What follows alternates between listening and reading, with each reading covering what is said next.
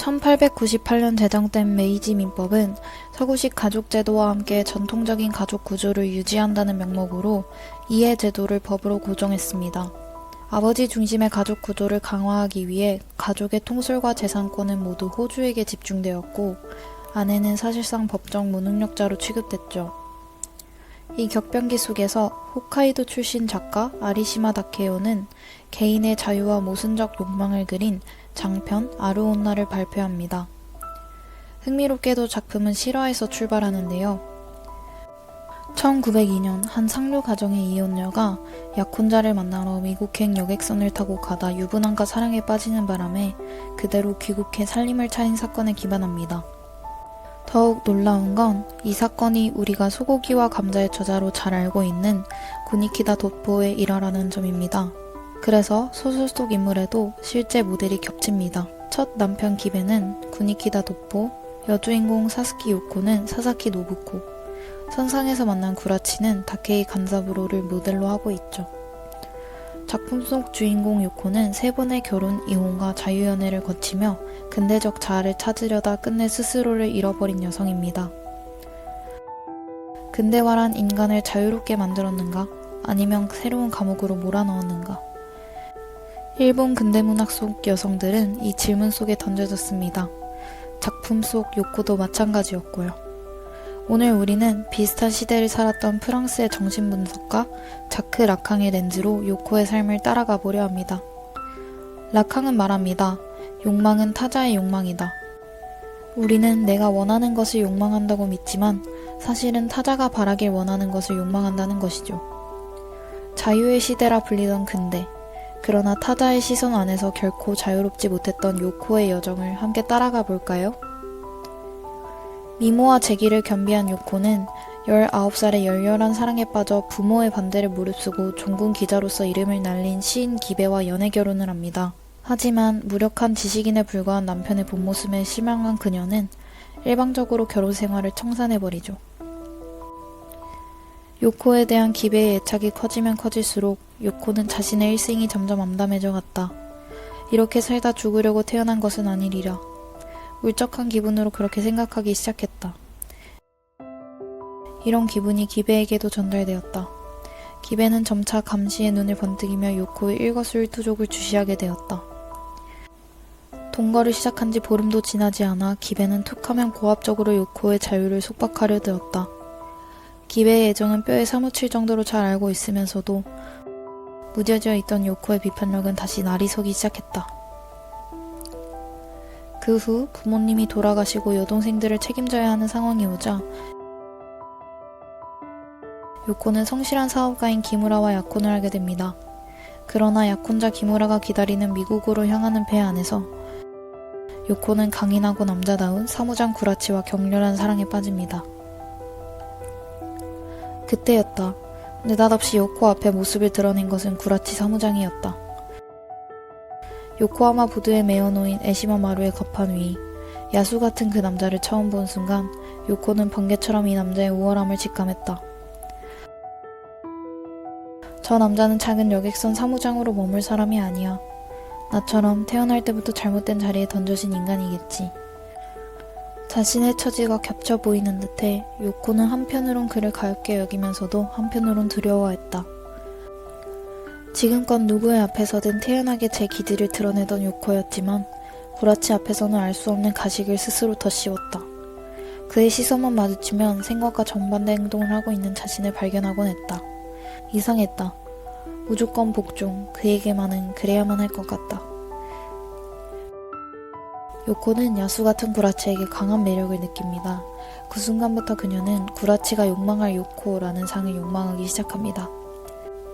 요코는 배가 아프다는 핑계로 약혼자 기무라를 미국에 남겨둔 채 구라치와 같은 배로 일본에 돌아옵니다. 그리고는 구라치가 사랑하는 요코가 되기 위해 최선을 다하죠. 요코는 갈수록 강도 높은 복종으로 자신을 지워갑니다. 요코는 결국 오늘 아침 그 사건의 정면으로 부딪혀버렸다. 깎아지는 벼랑 끝에서 눈을 감고 마구 뛰어내린 셈이었다. 눈앞에서 지금껏 살던 세계가 와르르 뒤집혀버렸다. 기무라? 미국? 먹여 살려야 할 여동생과 사다요? 나를 짓눌러 오던 불안? 누구에게도 더럽혀지지 않겠다고 웅크리고 있던 자존심? 그런 건 나뭇잎처럼 산산이 흩어져 버렸어. 구라치를 얻을 수 있다면 무엇이든 하리라. 어떤 굴욕도 꿀처럼 달게 삼겠다.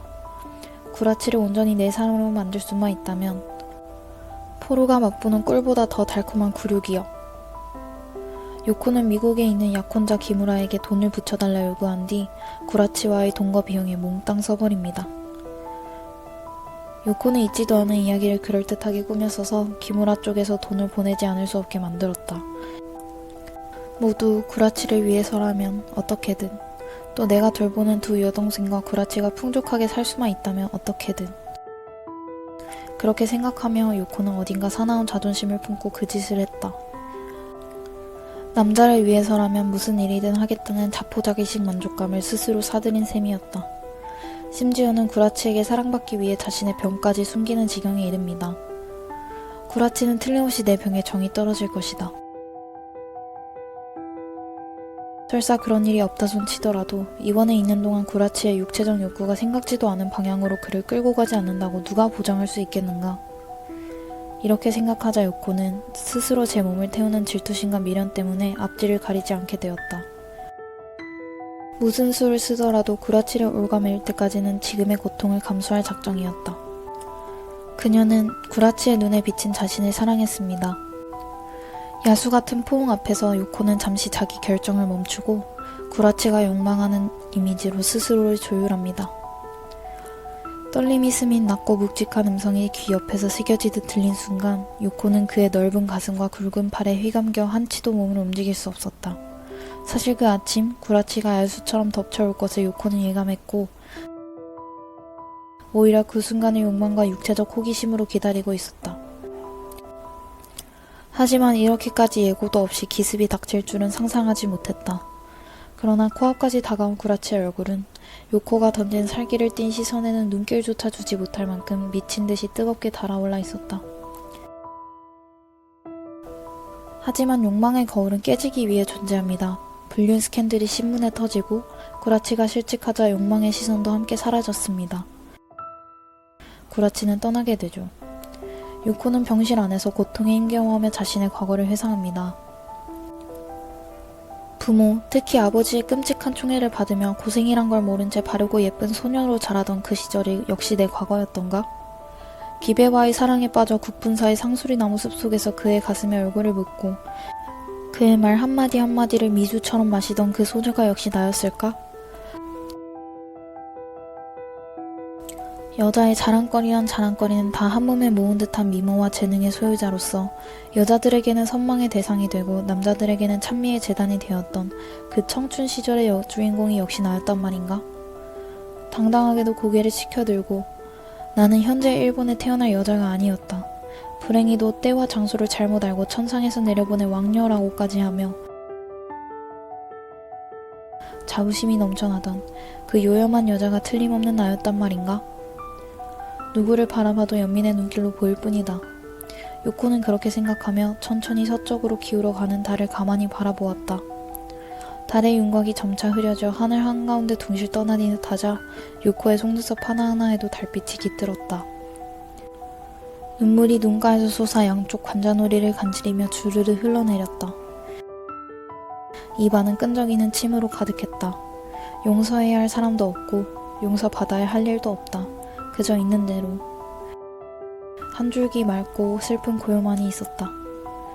요코의 눈이 저절로 감겼다.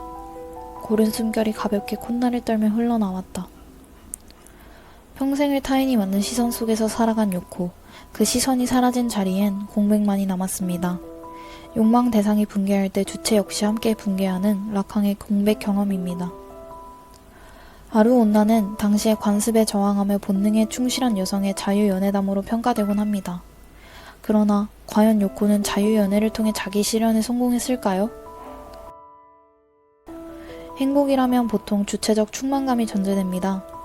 그러나 요코의 감정 곡선을 락항적 관점으로 본다면 끝까지 타자가 욕망하는 이미지에 갇힌 채 행복을 착각하고 있었을 가능성이 큽니다. 이 시선으로 작품을 읽으면 자유, 개성이라는 키워드의 이중성과 근대 일본 사회가 내면화한 새로운 감옥이 뚜렷하게 드러납니다.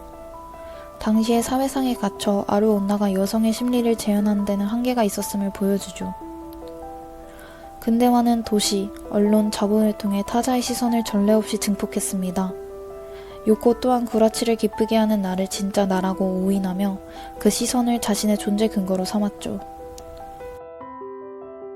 아르 온나는 근대화 속 타자의 욕망이 한 인간을 어떻게 공백으로 소모시키는가를 보여주는 비극에 가깝습니다. 그리고 오늘 우리는 얼마나 자유로울까요? 우리는 지금 정말 내가 욕망하는 것을 욕망하고 있나요?